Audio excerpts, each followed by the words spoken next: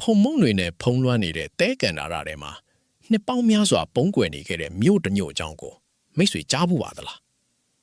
ဒီလိုလျှို့ဝှက်စမ်းကြဲတဲ့ရှေးဟောင်းမြို့တွေကိုစိတ်ဝင်စားတဲ့သူတွေအတွက်တော့ပက်ထရာဟာထူးခြားတဲ့နေရာတစ်ခုဖြစ်လာပါလိမ့်မယ်မိုးခေါင်ရေရှားတဲ့ဒေသမှာဒီလိုခမ်းနားတဲ့မြို့ကြီးတစ်မြို့ဘယ်လိုများရက်တည်ခဲ့သလဲဆိုတာစဉ်းစားစရာပါပဲပက်ထရာဟာပင်လယ်နီနဲ့ပင်လယ်ဒေသကြားမှာတည်ရှိပြီးရှေးခေတ်ကတည်းကလူတွေနေထိုင်ခဲ့ကြတာဖြစ်ပါလေ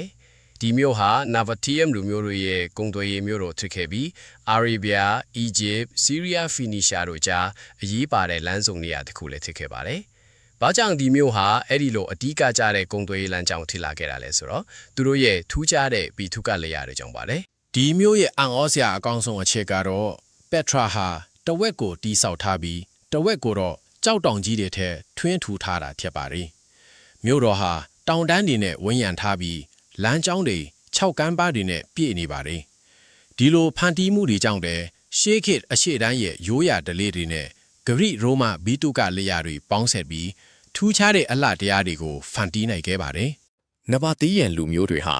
မိုးခေါင်ရေရှားတဲ့ဒီဒေသမှာနေထိုင်နိုင်ဖို့အတွက်ထူးချွန်တဲ့ရေစီမံခန့်ခွဲမှုစနစ်ကိုတည်ဆောက်ခဲ့ပါတယ်။သူတို့ဟာရေလမ်းကြောင်းတွေ၊ဥမင်လုံကောင်းတွေ၊ရေကားတာတွေနဲ့ရေလောင်ကန်ပေါင်းများစွာကိုအသုံးပြုပြီးရာသီအလိုက်ရွာတဲ့မိုးရေတွေကိုထိန်းချုပ်ကာကွယ်ခဲ့ကြပါတယ်။ဒီလိုမြေအောက်ရေစနစ်တွေကြောင့်သာပက်ထရာမြို့ဟာနှစ်ပေါင်းများစွာရပ်တည်နိုင်ခဲ့တာကိုမြင်တွေ့ရမှာဖြစ်ပါတယ်။ပက်ထရာဟာကမ္ဘာပေါ်မှာအချမ်းသာဆုံးနဲ့အကြီးဆုံးရှေးဟောင်းသုတေသနနယ်မြေတွေထဲကတစ်ခုဖြစ်ပါတယ်။ဒီနေရာမှာခန္ဓာထဲဝါတဲ့ဂူတင်ချိုင်းတွေဖျားเจ้าတွေဘာသာရေးဆိုင်ရာအထွတ်မြတ်နေရာတွေအများကြီးရှိပါတယ်။ရှေးဟောင်းဂျေနီဒူးဖော်ရွေးတွေဖျားเจ้าတွေ charge တွေနဲ့အခြားအများပြည်သူအဆောက်အုံတွေရဲ့အကျွမ်းအကြံတွေကိုလည်းတွေ့ရှိရပါတယ်။နာဘာတီယန်လူမျိုးတွေရဲ့ခမ်းနားတဲ့ဂူသင်းချိုင်းတွေနဲ့ဖျားเจ้าတွေဟာအရှိဘက်ကနေမြို့ထဲကိုဝင်ရောက်တဲ့အဓိကလမ်းကြောင်းစစ်6ကနေတဆင့်သွားရတာဖြစ်ပါတယ်။ဒါတွေဟာပျောက်ဆုံးသွားတဲ့မြို့တစ်မြို့ရဲ့အမှုပညာလက်ရာတွေဖြစ်ပြီး19ရာစုအစောပိုင်းကတည်းကလာရောက်လေပတ်သူတွေကိုဆွဲဆောင်ခဲ့ပါတယ်။ဒီလိုထူးခြားတဲ့ရေဖြန့်ဖြူးရေးစနစ်ကြောင့်သာ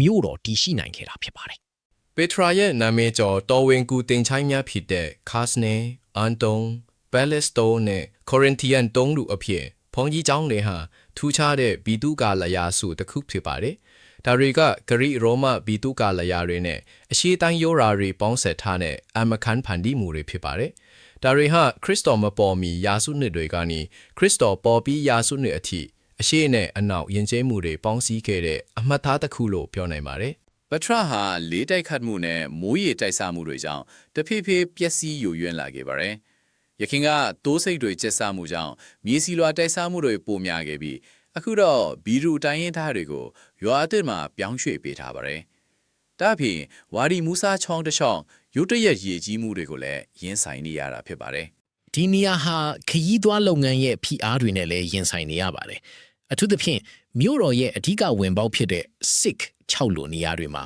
လူအများအပြားစုပြုံနေတတ်ပါတယ်။ဒေသခံအတိုင်းဝိုင်းနဲ့ခရီးသွားတွေအတွက်အခြေခံအဆောက်အုံလိုအပ်ချက်တွေကလည်းပြဿနာတစ်ခုပါပဲ။မြို့တော်ကိုထိန်းသိမ်းပြီးခရီးသွားလုပ်ငန်းကနေရရှိတဲ့ဝင်ငွေနဲ့ဒေသခံတွေရဲ့လူမှုစီးပွားဘဝကိုမျှတအောင်လှုပ်ဆောင်ဖို့လိုအပ်နေပါသေးတယ်။ယော်ဒန်နိုင်ငံရဲ့ရှေးဟောင်းပစ္စည်းဌာနနဲ့ပက်ထရာဒေသဆိုင်ရာအာဏာပိုင်တွေကတော့ဒီနေရာကိုထိန်းသိမ်းမှုအတွက်စီမံခန့်မှန်းမှုနည်းလမ်းအမျိုးမျိုးကိုလှုပ်ဆောင်နေပါတယ်။ခရီးသွားအရေးအတွက်ကိုထိန်းချုပ်တာဒေသခံတွေပါဝင်ဆောင်ရွက်ခွင့်ပေးတာစတာတွေပါဝင်ပါတယ်။